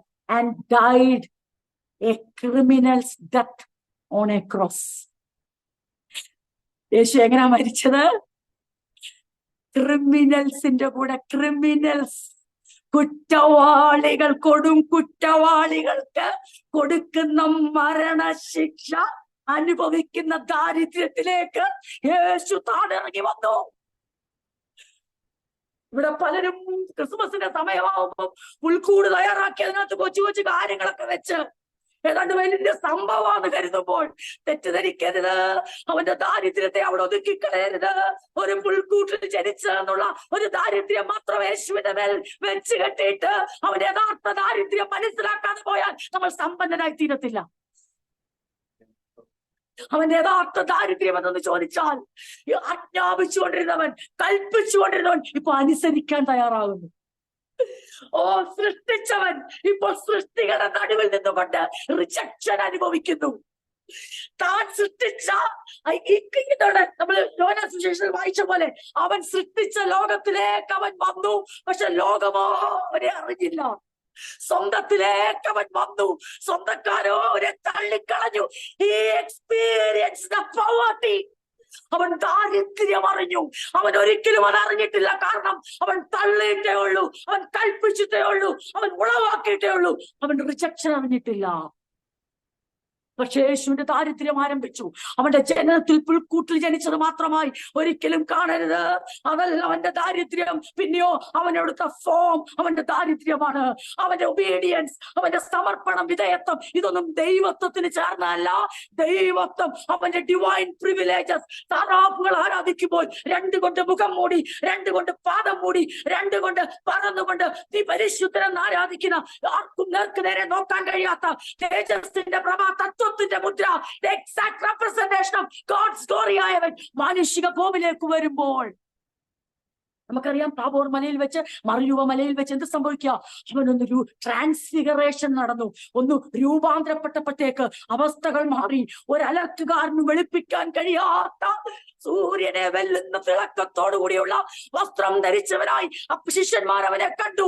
ഓർത്തുകൊള്ളുക പ്രിയപ്പെട്ടവരെ, ഇവിടേക്ക് വന്നപ്പോൾ അവന്റെ മുഖം പിച്ചിച്ചിരുന്ന, രോമം വലിച്ചു കീറുന്ന, വലിച്ചു പറിക്കുന്ന, കണ്ണത്തടിക്കുന്ന, വാക്കുകളെ കുടുക്കുന്ന, എപ്പോഴും അവൻ ശത്രുവായി എണ്ണിക്കൊണ്ട് എവിടെ അവസരം കിട്ടുമ്പോൾ അവനെ തരം താഴ്ത്തുന്ന, ഭൂതമുണ്ടെന്ന് പറഞ്ഞ, ഭ്രാന്തുണ്ടെന്ന് പറഞ്ഞ, അതെ ബുദ്ധിഭ്രമമാണെന്ന് പറഞ്ഞ ചർച്ചക്കാരുടെയും മൂപ്പന്മാരുടെയും പരീക്ഷന്മാരുടെ നടുവിൽ നമ്മുടെ കർത്താവ് ശരിക്കും ദരിദ്രനായി തീർന്നു. ആ ദാരിദ്ര്യം നമ്മൾ അറിഞ്ഞില്ലെങ്കിൽ പിന്നെ ലോകത്തോട് നമ്മൾ എങ്ങനെ പറയും? ലോകം അതെങ്ങനെ അറിയണം? യേശു ക്രിസ്തുവിന്റെ സമ്പന്നത. യേശു പിലാത്തോസിനോട് പറയുന്നുണ്ട്, നീ എന്താ വിചാരിക്കുന്നേ? ഒരു നിമിഷം കൊണ്ട് അതെ ഒരു ബറ്റാലിയൻ ഇവിടെ ഇറങ്ങി വന്ന്, ഒരു ലീജിയൻ ഇവിടെ ഇറങ്ങി വന്ന് എല്ലാം ഭസ്മമാക്കാൻ കഴിവുള്ള, സകലത്തിനും തീർപ്പേൽപ്പിക്കാൻ കഴിവുള്ള അതെ എന്റെ പിതാവിന്റെ സന്നിധിയിൽ അത് പുറപ്പെടുമെന്ന് എനിക്കറിയാം. പക്ഷെ ഇപ്പോൾ ദൂതഗണത്തെ പുറപ്പെടുവിക്കേണ്ട സമയമല്ല, പുത്രൻ അനുസരിക്കേണ്ട സമയമാണ്. അതവന്റെ ദാരിദ്ര്യമാണ്. കാരണം ഈ ദാരിദ്ര്യമുണ്ടല്ലോ അവനെ അടിച്ചേൽപ്പിച്ചതല്ല, അവൻ സ്വയം തെരഞ്ഞെടുത്തതാണ്. എന്തിനു വേണ്ടിയാ? നിങ്ങൾ നിമിത്തം. കൊരിന്ത്യരെ, ഇന്ന് എന്നെ കേൾക്കുന്ന പ്രിയപ്പെട്ടവരെ, ഇന്ന് ഈ വചനം പറയുന്ന എന്നോട് കർത്താവ് പറയാ, നീ നിമിത്തം, നിങ്ങൾ നിമിത്തം ഞാൻ മനഃപൂർവ്വം തെരഞ്ഞെടുത്ത ഈ ദാരിദ്ര്യം. ഞാനത് എടുക്കാത്തടത്തോളം കാലം എനിക്ക് നിങ്ങളെ സമ്പന്നരാക്കാൻ പറ്റത്തില്ല.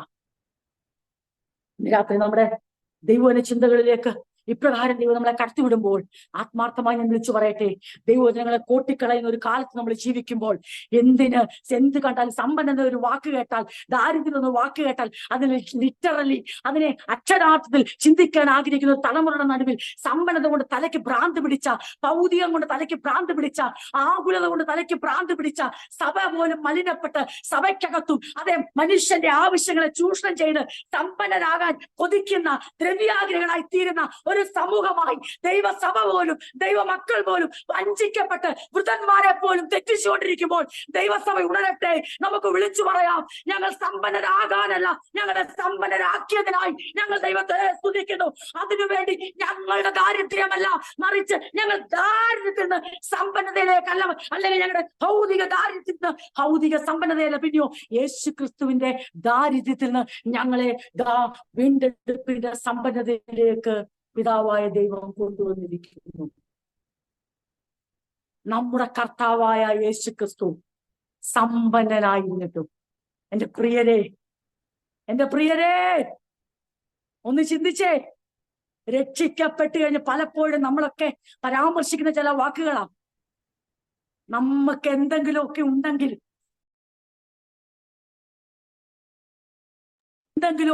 നമ്മൾ എന്താ ഉടനെ പറയും, നമ്മൾ പറയും എനിക്ക് അതൊക്കെ എന്ന് വെച്ചാൽ നമുക്ക് എന്തെങ്കിലും ഉണ്ടെങ്കിൽ നമ്മൾ എപ്പോഴും അതിനെ ഒന്ന് പ്രൊജക്ട് ചെയ്യാൻ അറിയാതെ ആഗ്രഹിച്ചു പോകുന്നവരാ. ഒന്നുമില്ല, പിന്നെ എന്തോ ഉണ്ടെന്നൊക്കെ നമുക്ക് ധരിക്കുന്നെങ്കിൽ, കുടുംബമോ പണമോ അല്ലെങ്കിൽ കഴിവോ സൗന്ദര്യമോ മിടുക്കോ ഒക്കെ ഉണ്ടെങ്കിൽ, നല്ലതായിട്ട് വർത്താനം പറയാനുള്ള സാമർഥ്യമൊക്കെ ഉണ്ടെങ്കിൽ, എവിടെയെങ്കിലും മിണ്ടാതിരിക്കും നമ്മൾ മനസ്സിൽ പറയാം, എനിക്ക് നല്ലതായിട്ട് പറയാൻ അറിയാം, ഞാൻ മിണ്ടായിരിക്കുന്നേ ഉള്ളൂ എന്ന് പറയുന്ന ആ ഒരു ചിന്തയുണ്ടല്ലോ, യേശു ക്രിസ്തുവിനെ നോക്കിയാൽ അതൊക്കെ മാറിപ്പോവും. കാരണം ചോദിച്ചാൽ അവൻ ഇതെല്ലാം അധികാരങ്ങളും ഉണ്ടായിട്ട്, എല്ലാം അവന്റെ കൈപ്പണിയായിട്ട്, എല്ലാം അവന്റേതായിട്ട്, അവൻ ദരിദ്രനായി തീർന്ന ആ കൃപ നമ്മൾ അറിയുമ്പോൾ, അത് നമ്മൾ അനുഭവിക്കുമ്പോൾ എവിടെയും അവന്റെ സ്വഭാവത്തിൽ വിളങ്ങുവാൻ നമുക്ക് കഴിയും. കാരണം അവിടെ നമ്മൾ അവനെ ഓർത്താൽ, ക്രിസ്തുവിനെ ഓർത്താൽ മാത്രം മതി. യു നോ, ഇവിടെ പറയുന്നത് യു വിൽ നോ എന്നല്ല, നിങ്ങൾ അറിയുമെന്നല്ല, നിങ്ങൾക്കറിയാം. കൊരിന്ത്യരെ, നിങ്ങൾക്കറിയാം. കൊരിന്ത്യരെ, you know the generous grace of our Lord Jesus Christ.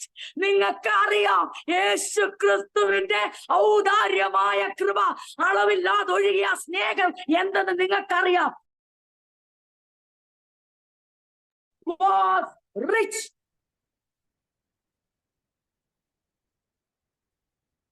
yet for your sake, നിങ്ങൾ നിമിത്തം he became poor, so that by his poverty he could make you rich. ചോദ്യം ഇതാ, are we quite sure about that? നമുക്ക് നിശ്ചയമുണ്ടോ? നമുക്ക് ഉറപ്പായിട്ടും പറയാൻ പറ്റുന്നുണ്ടോ? Are we rich? അതോ അയ്യോ നമ്മൾ പരിതാപത്തിലാണോ? അവന്റെ ദാരിദ്ര്യം നമ്മളെ സമ്പന്നരാക്കിയോ? അതോ ആക്കുമെന്നാണോ? ഭാവിയിൽ നടക്കാൻ പോകുകയുള്ളോ? അതോ പ്രസന്റിൽ ധൈര്യമായി പറയാൻ പറ്റുന്നുണ്ടോ? Yes, I am rich because of his poverty. അവന്റെ ദാരിദ്ര്യ നിമിത്തം ഞാൻ സമ്പന്നനാന്ന് പറയുമ്പോൾ ആൾക്കാർ മറുചോദ്യം ചോദിക്കും, ക്യാൻ യു എക്സ്പ്ലെയിൻ ഇറ്റ്? ചിലടത്തൊക്കെ പറയണമെന്നേ, കാരണം ചോദ്യം വരട്ടെന്നേ. ചിലരൊക്കെ പറയണം, ഞങ്ങൾ സമ്പന്നരാ. ക്രിസ്തുവിനത്തെ എങ്ങനെ നിങ്ങൾ സമ്പന്നരായി? കാരണം ഞങ്ങളെ സമ്പന്നരാക്കാൻ വേണ്ടി ദരിദ്രനായി തീർന്ന കൃപ ഞങ്ങൾക്കറിയാം. നിങ്ങളോടൊന്ന് പറഞ്ഞോട്ടെ പ്രിയരെ, അവന്റെ ഫോം മാറി, ഡിവൈൻ ക്യാരക്ടർ ഹോൾഡ് ചെയ്യുന്നു. ദ സെയിം ടൈം അവന്റെ ഡിവൈൻ പ്രിവിലേജസ് ഒന്നും യൂസ് ചെയ്യുന്നില്ല. സങ്കടം വന്നപ്പോൾ കരഞ്ഞു. യോഹന്നാന്റെ ശിരച്ഛേദം ചെയ്തപ്പോൾ ശിരച്ഛേദം ചെയ്ത ആളെ കൊല്ലുമല്ലായിരുന്നു. തകർന്ന സപ്രേഷന്റെ പെയിൻ, തന്റെ പ്രിയ തന്റെ കസിനും കൂടായ, താൻ ഏറ്റവും സ്നേഹിക്കുന്ന, തനിക്ക് വേണ്ടി ജീവൻ ജീവിതം ഒഴിഞ്ഞു വെച്ച ചെറുപ്പക്കാരൻ കൊല്ലപ്പെട്ടു എന്നറിഞ്ഞപ്പോൾ എന്താണ് അവൻ അനുഭവിച്ചത്? അവൻ പൂർണ്ണ മനുഷ്യത്വത്തിൽ. ഇന്ന് നമ്മുടെ പ്രിയപ്പെട്ടവർ നമ്മളിൽ നിന്ന് വേർപെടുമ്പോൾ നമ്മുടെ അകത്ത് വഹിക്കാനും സഹിക്കാനും പറ്റാത്ത സപ്രേഷൻ പെയിൻ അനുഭവിക്കുന്നത് അതുപോലെ ഉൾക്കൊണ്ടുകൊണ്ട് അവനൊന്ന് കരയണം, അവനൊന്ന് പൊട്ടിക്കരയണം, അവനൊന്ന് ദൈവത്തിലൊന്ന് നെടുമ്പാട് വീഴണം, തന്റെ ദുഃഖം പങ്കുവെക്കണം. കാരണം ഡിവൈൻ പ്രിവിലേജസ് യൂസ് ചെയ്യാൻ പറ്റത്തില്ല, എന്നാൽ ഡിവൈൻ ക്യാരക്ടർ വെടിയാനും പറ്റത്തില്ല. എന്നിട്ട് അവൻ എവിടെ പോയി? ഏകാന്ത സ്ഥലം അന്വേഷിച്ച് പ്ലീസ് ലീവ് മീ അലോൺ എന്ന് പറയുന്ന ഒരു അനുഭവം നമുക്കൊക്കെ ഇല്ലേ? അത് യേശുവിന് ഉണ്ടായിട്ടുണ്ട്. Leave me alone, I want to pour out my heart. എനിക്ക് എന്റെ ഹൃദയം തുറക്കണം, എന്റെ സങ്കടം സഹിക്കാൻ പറ്റുന്നില്ല, എനിക്ക് യോഹന്നാന്റെ വേർപാട് എന്റെ ഹൃദയത്തെ പിടിച്ചുലയ്ക്കുന്നു. എനിക്കറിയാം അവന്റെ ശുശ്രൂഷ അവസാനിച്ചു, പക്ഷെ അവന്റെ വേർപാട് മുമ്പിൽ ഞാൻ കല്ലായ ഒരു ഹൃദയമല്ല. എനിക്ക് എന്റെ ചങ്ക് തകരുന്നു. ആ ചങ്ക് തകർന്ന വേദനയുമായി പിതാവിന്റെ അടുക്കലേക്ക് ഹൃദയം പകരുവാൻ തിരക്കിൽ നിന്ന് മാറി ഏകാന്ത സ്ഥലത്തേക്ക് യേശു മാറിപ്പോയത് അവന്റെ പൂർണ്ണ മനുഷ്യത്വം മാത്രമല്ല, അവൻ അവിടെ ഡിവൈൻ പ്രിവിലേജസ് യൂസ് ചെയ്തില്ല. ചെയ്തെങ്കിൽ യോഹന്നാനെ തിരിച്ചു പിടിക്കാമായിരുന്നു. ഇല്ലാത്തതിനെ ഉള്ളതുപോലെ വിളിച്ചു വരുത്താൻ കഴിവുള്ളവൻ ഉണ്ടാകട്ടെ എന്ന് കൽപ്പിച്ചപ്പോൾ അതെ ഈ ദൃശ്യമായ ഭൂമി ലോകമുളവായി വന്നെങ്കിൽ ആ ശിരസ് വീണ്ടും യോഹന്നാന്റെ ഉടലിലെ കൊട്ടിവരട്ടെ എന്ന് പറഞ്ഞാൽ അത് അതുപോലെ സംഭവിക്കുമെങ്കിൽ, എന്നാൽ ഡിവൈൻ പ്രിവിലേജസ് ഡിവൈൻ ക്യാരക്ടറെ ഹോൾഡ് ചെയ്തുകൊണ്ട് തന്നെ ദൈവ ഇടത്തിന് അനുസരണം കൊണ്ട് അങ്ങ് പിടിച്ചു തൂങ്ങി. പിതാവിനോടുള്ള അനുസരണം കാരണം സമയത്തിന് മുമ്പേ ചെയ്യാൻ പറ്റത്തില്ല, സമയം കഴിഞ്ഞും ചെയ്യാൻ പറ്റത്തില്ല. സമയം ഒരാളുടെ ശുശ്രൂഷ കഴിഞ്ഞാൽ അവരെ വിട്ടുകൊടുത്തേ പറ്റൂ, സമയം വന്നാൽ അത് ചെയ്തേ പറ്റൂ. ഇതൊക്കെ കാണുമ്പോൾ അത് നമുക്ക് മനസ്സിലാവുന്ന ഒരു കാര്യം എന്ന് ചോദിച്ചാൽ, നമ്മുടെ കർത്താവായ യേശു ക്രിസ്തു സമ്പന്നനായിരുന്നിട്ടും അധികാരം ഉളവാക്കാൻ കഴിവുള്ളവൻ, സകലത്തിനും മതിയായവൻ, സകലവും അവനാലും അവങ്കലേക്കുള്ളവൻ, ആ സകലത്തിനു മുമ്പേ ഉള്ളവൻ, സകലത്തിനും അതീശനായവൻ, ആ പദവികൾ ഒന്ന് മാറ്റിവെച്ചിട്ട് ദൈവത്വത്തെ മുറുകെ പിടിച്ചുകൊണ്ട് തന്നെ ദൈവിക സ്വഭാവത്തെ ഹോൾഡ് ചെയ്തുകൊണ്ട് തന്നെ പൂർണ്ണ മനുഷ്യനായി വിശന്നും ദാഹിച്ചും സാധാരണമായ ഭക്ഷണം കഴിച്ചും അതെ അധ്വാനിച്ചും നടന്നും അതെ ദീർഘദൂര യാത്ര ചെയ്തും തളർന്നും ക്ഷീണിച്ചും ബലപ്പെട്ടും പ്രാർത്ഥിച്ചും അതെ ദുഃഖം അനുഭവിച്ചും ദൈവവുമായി പങ്കുവെച്ചും അവൻ ജീവിച്ചു. അവൻ ദരിദ്രനായി തീർന്നു. ശതകോടീശ്വരന്മാർ ബാങ്ക്രപ്റ്റ് ആവുമ്പോൾ അവർ കടക്കണിയിലായി, അവരുടെ സമ്പത്തെല്ലാം കൂടെ അതെ തകർന്നുപോയി. അവരെ ജയിലിലടക്കുകയോ അല്ലെങ്കിൽ അവരെ എന്താ പറയണ്ടേ പപ്പരായി പ്രഖ്യാപിക്കുന്നു. എന്റെ കർത്താവിന് ഒരു ദാരിദ്ര്യവും അങ്ങനെ വന്നതല്ല. അവന്റെ സമ്പന്നത അവന്റെ കാര്യം റിജക്ട് ചെയ്ത് കളഞ്ഞല്ല. അവൻ പറഞ്ഞു, ഇത് വെടിഞ്ഞെങ്കിൽ മാത്രമേ എനിക്ക് ഹ്യൂമൻ ഫോം എടുക്കാൻ പറ്റൂ. ഇനി ഒരു കാര്യം ഇവിടെ കേട്ടുണ്ട്, സമയം ഇവിടെ അവസാനിച്ചു. ഹ്യൂമൻ ഫോം എടുത്തു കഴിഞ്ഞാൽ എന്താണ് ഒരു പ്രശ്നം എന്നറിയാമോ? എടുത്തു കഴിഞ്ഞാൽ പിന്നെ ഡിവൈൻ ക്യാരക്ടർ ഇതിനകത്ത് ഹോൾഡ് ചെയ്യണം. ഡിവിനിറ്റി കൈവിടാം, എന്നാൽ ഡിവൈൻ പ്രിവിലേജ് യൂസ് ചെയ്യാൻ പറ്റത്തില്ല. അത് എപ്പോ മാത്രമേ യൂസ് ചെയ്യാൻ പറ്റും? നിത്യവചനത്താൽ, നിത്യജീവനാൽ, സത്യപ്രകാശത്താൽ, മറ്റുള്ളവർക്ക് ചൊരിയപ്പെടുന്ന സ്നേഹത്താൽ, വിശ്വസ്തതയാൽ, സത്യത്താൽ മനുഷ്യന്റെ വീണ്ടെടുപ്പിന് ഉതകുന്ന ദൈവപുത്രൻ തെളിയിക്കുന്ന അത്ഭുതങ്ങളുടെ അടയാളങ്ങൾ മാത്രമേ ചെയ്യാൻ പറ്റൂ. എന്റെ പ്രിയരെ, നമുക്ക് തുടരാമല്ലോ അല്ലെ? നമുക്ക് അടുത്ത ചൊവ്വാഴ്ച മീറ്റിംഗ് ഇല്ല, കാരണം അടുത്ത ചൊവ്വാഴ്ച 14 അന്ന് നമുക്കിവിടെ മ്യൂസിക് നൈറ്റ് ആയിട്ട് അല്ലെങ്കിൽ നമ്മുടെ ആ ഒരു പ്രോഗ്രാം ഇവിടെ നടക്കുന്നതുകൊണ്ട് അടുത്ത ചൊവ്വാഴ്ച ഇല്ല. എന്നാൽ ഈ ചൊവ്വാഴ്ച ഞാൻ ഈ ഭാഗം പറഞ്ഞ് ഞാൻ നിർത്താൻ ആഗ്രഹിക്കുന്നു. നമ്മുടെ ഹൃദയത്തിൽ ഈ ദൈവവചനം ഒന്ന് ശക്തമാകട്ടെ. നമ്മൾ ഒന്നുകൂടെ ഒന്ന് ധ്യാനിപ്പാൻ ദൈവം നമുക്ക് കൃപ തരട്ടെ. നമുക്ക് ഒന്നുകൂടെ ഒന്ന് പറയാം, നമ്മുടെ കർത്താവായ യേശു ക്രിസ്തു സമ്പന്നനായിരുന്നിട്ടും, മനസ്സിലോട്ട് ആ സമ്പന്നത പോട്ട്, മനസ്സിലത് നിറയട്ട്. അത് മറ്റെല്ലാ കോടീശ്വരന്മാരുടെ സമ്പന്നതയല്ല, അത് ആ സമ്പന്നത മനസ്സിൽ നിറഞ്ഞിട്ട് നമുക്ക് പറയാം, യേശു ക്രിസ്തുവിന്റെ ദാരിദ്ര്യം, അവന്റെ ദാരിദ്ര്യം ഒന്ന് ഓർക്കാൻ, നമുക്ക് അവന്റെ ദാരിദ്ര്യം ഒന്ന് മനസ്സിലോട്ട് കൊണ്ടുവരാം. അവന്റെ ദാരിദ്ര്യം ഒരു ഡിവൈൻ പ്രിവിലേജസും ഉപയോഗിക്കാൻ പറ്റാതെ, ഡിവൈൻ ക്വാളിറ്റീസിനെ മുഴുവനും പുറപ്പെടുവിക്കേണ്ട, അതേ സർവ്വസമ്പൂർണ്ണ വെളിപ്പെടുത്തുകയും വേണം. എന്നാൽ സർവശക്തി ഒന്നിനും തന്റെ അതിനു വേണ്ടി ഉപയോഗിക്കും. ശത്രുക്കളോട് എതിരിടാനോ, കുറ്റം പറഞ്ഞോട് എതിരിടാനോ, ഭൂതമുണ്ടെന്ന് പറഞ്ഞവരെ ഭസ്മീകരിക്കാനോ ഉപയോഗിക്കാൻ പറ്റാത്ത ഡിവിനിറ്റിയാണ് അവൻ ഹോൾഡ് ചെയ്തത്. യോഹന്നാനും യാക്കോബും പറഞ്ഞു, ശമ്പരിയിലൂടെ ഇനി മേലാൽ കടന്നു പോകാൻ ഇവര് കടത്തിവിടത്തെന്ന് പറഞ്ഞപ്പോൾ യോഹന്നാനും യാക്കോബും പറഞ്ഞു, കർത്താവേ, നമുക്ക് എന്ത് ചെയ്യാം? നമുക്ക് ആകാശത്ത് നിന്ന് തീയിറക്കി, കാരണം അവർക്ക് എന്തറിയാം? ഇവന് ഡിവൈൻ പ്രിവിലേജസ് ഉണ്ടെന്ന് അറിയാം. നമുക്ക് ആകാശത്ത് തീയിറക്കി ഇവരെ അങ്ങ് കത്തിച്ചു കളയാം. യേശു പറഞ്ഞു, അതിനാണോ മക്കളെ പ്രയാസം? വരട്ടെ. അതെ, നമ്മൾ ഈ കഥകളിലൊക്കെ വായിക്കുക. കഥകളിലൊക്കെ എങ്ങനെയല്ലേ ചിത്രീകരിക്കുന്നത്? കൈ ഇങ്ങനെ മുഷ്ടി അങ്ങോട്ട് ആകാശത്തേക്ക് ചുരുട്ടി വെക്കുമ്പോഴത്തേക്ക് കത്തി ചാമ്പലാകുന്നു. ഇന്ന് രാത്രി കേട്ടോണം, മറ്റൊരു യേശുവിന്റെ പുറകെ ആരും പോകരുത്. അവൻ ചെറുപ്പത്തിൽ ഒരു പക്ഷിയെയും ചത്ത പക്ഷിയെയും ജീവിപ്പിച്ചിട്ടില്ല. അവനെ ഈ വഴിയിലൂടെ കടന്നു പോകുന്ന ആട്ടിപ്പായ്ച്ചവർക്ക് നേരെ തീവിറക്കിയില്ല. കഴിച്ചവൻ ശിഷ്യന്മാരെ തിരുത്തി, നിങ്ങൾ ഏതാത്മാവിന് അധീനർ.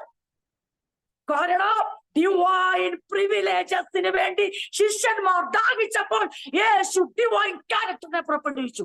ഇന്ന് രാത്രി ദൈവവചന ചിന്തകളെ ഞാൻ സമയം തീർന്നതുകൊണ്ട് ഇവിടെ അവസാനിപ്പിക്കുന്നു. നമുക്ക് വീണ്ടും തുടരാൻ കർത്താവിന്റെ പരിശുദ്ധാത്മാവ് നമ്മളെ സഹായിക്കട്ടെ, നമ്മളെ ബലപ്പെടുത്തട്ടെ. ഈ ഭാഗം ഈ തലത്തിൽ പറഞ്ഞത് ഉചിതമെന്ന് ഞാൻ കരുതുന്നു. നിങ്ങൾക്ക് അങ്ങനെയാണെന്ന് ഞാൻ വിശ്വസിക്കുന്നു. ഞാൻ വളരെ നാളുകളായി ആഗ്രഹിച്ചിരുന്നു. എന്നാൽ ദൈവത്തിന്റെ ആത്മാവിനെ ഓർപ്പിച്ചു, ഇതാണ് പറ്റിയ സമയം. ഇവിടേക്ക് നീ അത് കണക്ട് ചെയ്താൽ ജനത്തിന്റെ ഹൃദയത്തിൽ ആ സമ്പന്നത, ശ്രേഷ്ഠത, ഔന്നത്യം വെളിപ്പോട്ടിരിക്കുമ്പോൾ തന്നെ അവന്റെ മനുഷ്യരൂപത്തിന്റെ ദാരിദ്ര്യവും മനുഷ്യനായി ജീവിക്കുന്ന സാധാരണ പ്രക്രിയയിലും ദിനത്തിലൂടെ നിന്ദകളും പരിഹാസങ്ങളും അപമാനങ്ങളും സഹിച്ചുകൊണ്ട് ആ ദൈവ പിതാവിനോടുള്ള അനുസരണത്തിൽ മുറുകെ പിടിച്ചുകൊണ്ട് തീർന്നില്ല, അവൻ ആ ക്രിമിനൽസ് ഡെത്തിലേക്ക് വന്നു. കുറ്റവാളികൾ, കൊടും ക്രൂര കുറ്റവാളികൾക്ക് കൊടുക്കുന്ന മരണം കൈവരിക്കുമ്പോൾ അവന്റെ ദാരിദ്ര്യത്തിന്റെ അങ്ങേയറ്റത്തവൻ എത്തി. അവിടെ കിടന്നുകൊണ്ട് അവർ വെല്ലുവിളിക്കുന്നു, പറ പറ പറ, ദൈവം വിടുവിക്കുന്നു എന്ന് കാണട്ടെ.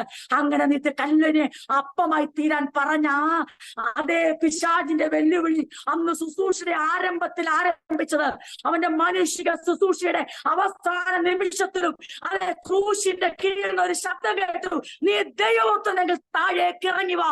ആ വെല്ലുവിളിയെ അവൻ എടുക്കുമ്പോൾ അവനവിടെ ദരിദ്രനായി തന്നെ പിടിച്ചു കിടന്നു. അവന്റെ പോവേർട്ടി, അവൻ പൂവറായി തന്നെ അവിടെ കിടന്നു. അവൻ സമ്പന്നനായിരുന്നാൽ എന്ത് സംഭവിച്ചേനെ? അവന്റെ സമ്പന്നത അവിടെ വെളിപ്പെട്ടാൽ കുറെ കാശ് കിട്ടുമെന്നല്ല പ്രിയപ്പെട്ടവരെ. സർവശക്തന്റെ അധികാരം ആ ഭൂമിയിൽ വെളിപ്പെട്ടാൽ എന്ത് സംഭവിച്ചേനെ? നമ്മൾ വീണ്ടും ദരിദ്രരായി. ഭൂമിയിൽ മനുഷ്യത്വത്തിൽ യേശു തന്റെ സർവശക്തിയുടെ ഡിവൈൻ പ്രിവിലേജസിന്റെ ദൈവം അനുഭവിച്ചുകൊണ്ടിരുന്ന ദൈവിക പദവികളുടെ ഏതെങ്കിലും സമ്പന്നത വെളിപ്പെടുത്തിയിരുന്നെങ്കിൽ നമുക്കെന്ത് നഷ്ടമായേനെ? നമുക്ക് പിന്നെ ഒരിക്കലും സമ്പന്നരാകുവാൻ കഴിയത്തില്ല. എന്താണ് നമ്മുടെ സമ്പന്നത? അടുത്താഴ്ച നമുക്കറിയാവുന്നതാണ്. നമ്മുടെ സമ്പന്നത എന്തോ കൊലോസ്യ ലേഖനത്തിൽ തന്നെ അവിടെ പറയുന്നുണ്ട്. ആ വാക്യം ഒന്ന് ജസ്റ്റ് വായിച്ച് പ്രാർത്ഥിക്കാനായി നമ്മുടെ തലകളെ വണക്കാം. കൊലോസ്യ ലേഖനം 1-ാം അധ്യായം നമ്മളിവിടെ വായിച്ച ആ ഭാഗത്തിന്റെ വരുമ്പോൾ അതിന്റെ 19-ാമത്തെ വാക്യം, അവനിൽ സർവ്വസമ്പൂർണ്ണയും വസിപ്പാനും. 1:19, അവൻ ക്രൂശിൽ ചൊരിഞ്ഞ രക്തം കൊണ്ട്, ക്രിമിനൽസ് ഡെത്ത്, അവൻ കടന്നുപോയത്. അയ്യോ, ഇന്ന് എല്ലാരും അങ്ങ് വാഴ്ത്തി പാടുന്നു. പക്ഷെ കർത്താവിന്റെ മരണം അതേ കൊടും ക്രൂര കുറ്റവാളികളുടെ കൂടെയുള്ള കുറ്റവാളിയായി മുദ്ര കുത്തിക്കൊണ്ടുള്ള ആ ക്രിമിനൽസ് ഡെത്തിലൂടെ എന്ത് സംഭവിച്ചു? ചോര ചീന്തി. ആ ചോര കൊണ്ട് എന്ത് സംഭവിച്ചു? അവിടെ പറയുന്നു, അവൻ എന്ത് ചെയ്തു? അവൻ ക്രൂശിൽ ചൊരിഞ്ഞ രക്തം കൊണ്ട് അവൻ മുഖാന്തരം സമാധാനം ഉണ്ടാക്കി നമ്മുടെ സമ്പന്നത ആരംഭിച്ചു. യേശുവിന്റെ ദാരിദ്ര്യം അതിന്റെ പൂർണ്ണതയിൽ വെളിപ്പെട്ട് കഴിഞ്ഞപ്പോൾ, യേശു ക്രിസ്തുവിന്റെ ദാരിദ്ര്യം അതിന്റെ പൂർണ്ണതയിൽ യേശു നിവർത്തിച്ചു കഴിഞ്ഞപ്പോൾ എന്താരംഭിക്കുക? മനുഷ്യന്റെ സമ്പന്നത ആരംഭിച്ചു. എന്താണ്? അവൻ ക്രിമിനൽസ് ഡെത്തായി. അതിൽ ഒരുവനായ ഒരു ക്രിമിനലിനെ പോലെ ആ കാലത്തിലെ ഏറ്റവും അധികം കൊടും ക്രൂരത ചെയ്യുന്ന കുറ്റവാളികൾക്ക് മാത്രമേ ക്രൂശീകരണം കൊടുക്കാറുള്ളായിരുന്നു. അന്നത്തെ ഏറ്റവും വലിയ ശിക്ഷയായ ക്രൂശീകരണത്തിലേക്ക് യേശു നടന്നു നീങ്ങിയപ്പോൾ വേദപുസ്തകം ഇങ്ങനെ എഴുതുന്നു, അവന്റെ രക്തം ചീന്തി, ആ ക്രൂശിൽ ചൊരിഞ്ഞ രക്തം കൊണ്ട് അവൻ മുഖാന്തരം ആരംഭിക്കുന്നു സമാധാനം. സമ്പന്നത, ഒന്നാമത്തെ സമ്പന്നതയാ ദൈവത്തോടുള്ള നമ്മുടെ സമാധാനം. സമാധാനം ഉണ്ടാക്കി ഭൂമിയിലുള്ളതോ സ്വർഗത്തിലുള്ളതോ സകലത്തെയും അവനെ കൊണ്ട് തന്നോട് നിരപ്പിപ്പാൻ പിതാവിന് പ്രസാദം തോന്നി. കേട്ടോണ്ട് തീർന്നില്ല. 21-ാം വാക്യം, മുൻപേ ദുഷ്പ്രവർത്തികളാൽ മനസ്സുകൊണ്ട് അകന്നവരും ശത്രുക്കളുമായിരുന്നു നിങ്ങളെ അവന്റെ മുമ്പിൽ വിശുദ്ധരും നിഷ്കളങ്കരും കുറ്റമില്ലാത്തവരുമായി നിർത്തേണ്ടത്. യേശു കർത്താവിന്റെ ദാരിദ്ര്യം എങ്ങനെ നമ്മളെ സമ്പന്നരാക്കിയത്? ശത്രുക്കളും ദോഷികളുമായ ദുഷ്പ്രവർത്തിക്കാരായ നമ്മളെ ഇപ്പോൾ ദൈവത്തോട് സമാധാനം ഉണ്ടാക്കിയിട്ട് എവിടെങ്കിലും പോയി നിൽക്കാനല്ല, പുത്രൻ മുഖാന്തരം ദൈവത്തിന് നിൽക്കുവാനുള്ള ധൈര്യം തന്നു. എന്ത് മാറ്റം വരുത്തി? വിശുദ്ധരാക്കി, നിഷ്കളങ്കരാക്കി, കുറ്റമില്ലാത്തവരാക്കി. അവനിപ്പോൾ തന്റെ ജഡശരീരത്തിൽ തന്റെ മരണത്താൽ നിരപ്പിച്ചു. ഞാൻ എന്റെ വാക്കുകൾ നിർത്തുക. എന്റെ പ്രിയപ്പെട്ടവരെ, ഞാൻ എന്റെ വാക്കുകൾ നിർത്തുക. സമയം എന്നെ അനുവദിക്കാത്തതുകൊണ്ട്, സമയം വേഗത്തിൽ മുന്നോട്ട് പോയതുകൊണ്ടും ഞാൻ എന്റെ വാക്കുകളെ നിർത്തുക. യേശുവിന്റെ സമ്പന്നത, യേശുവിന്റെ ദാരിദ്ര്യം. നമ്മുടെ ദാരിദ്ര്യം നമ്മുടെ സമ്പന്നത. കൊലോസ്യ ലേഖനത്തിൽ വ്യക്തമായി പറയും നമ്മുടെ ദാരിദ്ര്യം എന്തായിരുന്നു? ദുഷ്പ്രവർത്തിക്കാർ, ശത്രുക്കൾ, കൊള്ളരുതാത്തവർ, കളങ്കമുള്ളവർ, ദൈവത്തോട് സമാധാനമില്ലാത്തവർ, നിരപ്പില്ലാത്തവർ. നമ്മുടെ സമ്പന്നത എന്തുവാ? യേശുവിന്റെ ദാരിദ്ര്യം പൂർത്തീകരണത്തിലെത്തിയപ്പോൾ നമ്മുടെ സമ്പന്നത എവിടെ ആരംഭിച്ചു? യേശുവിന്റെ ദാരിദ്ര്യത്തിന്റെ പൂർത്തീകരണം എന്തുവാ? ക്രിമിനൽസ് ഡെത്ത്, കൊടും കുറ്റവാളിയുടെ മരണം. ആ മരണത്തിലൂടെ ജഡശരീരം ഏൽപ്പിച്ചു കൊടുക്കുന്നു. ആ മരണത്തിലൂടെ ശരീരത്തിൽ നിന്ന് രക്തം ചീന്തുന്നു, യാഗം നടക്കുന്നു. അവന്റെ ദാരിദ്ര്യം അവിടെ അവസാനിക്കുന്നു, നമ്മുടെ സമ്പന്നത അവിടെ തുടങ്ങുന്നു. അവന്റെ ആ സമ്പന്നതയിലേക്ക് എന്തായിരിക്കുക? സമാധാനം ആരംഭിക്കുന്നു. സമ്പന്നത, ഒന്നാമത് സമാധാനം, രണ്ടാമത് നിരപ്പ്, വീണ്ടും വിശുദ്ധർ, നിഷ്കളങ്കർ, കുറ്റമില്ലാത്തവർ എന്നുള്ള നീതീകരണത്തിൽ ദൈവസ്ഥനിൽ പോയി നിൽക്കുവാനുള്ള ക്രിസ്തുവിന്റെ മധ്യസ്ഥതയിലുള്ള പദവി എന്ന മഹത്തായ സമ്പന്നതയിലേക്ക് ദൈവം തന്റെ സഭയെ ഉയർത്തിയതോർത്ത് നന്ദിയോടെ ദൈവത്തെ സ്തുതിക്കുന്നു. അങ്ങനെയുള്ള ഓരോ ദൈവമക്കളും ഇന്ന് രാത്രി എന്നോടൊപ്പം വിളിച്ചു പറഞ്ഞാട്ടെ, ഐ ആം റിച്ച്. ഞാൻ സമ്പന്നനാ, ഞാൻ ദാരിദ്ര്യമുള്ളവനായിരുന്നു. ദുഷ്പ്രവൃത്തി ആയിരുന്നു, അശുദ്ധി ആയിരുന്നു, കളങ്കമായിരുന്നു, ദൈവത്തിൽ നിൽക്കാൻ യോഗ്യതയില്ലായിരുന്നു, ദൈവത്തോട് സമാധാനമില്ലായിരുന്നു, നിരപ്പില്ലായിരുന്നു, നീതീകരണമില്ലായിരുന്നു. എന്റെ ദാരിദ്ര്യം അതായിരുന്നു. എന്നാൽ എന്റെ യേശു ദരിദ്രനായി തീർന്നിട്ട് ഞാനും കൂടെ ദരിദ്രനായിരിക്കാനല്ല, യേശു ദരിദ്രനായത് നിങ്ങൾ നിമിത്തം നിങ്ങളെ സമ്പന്നരാക്കേണ്ടതിന് അവൻ തന്റെ സമ്പന്നത വെടിഞ്ഞവൻ ദരിദ്രനായി തീർന്നു. ഈ വചനങ്ങളാൽ ദൈവം നമ്മെ അനുഗ്രഹിക്കും.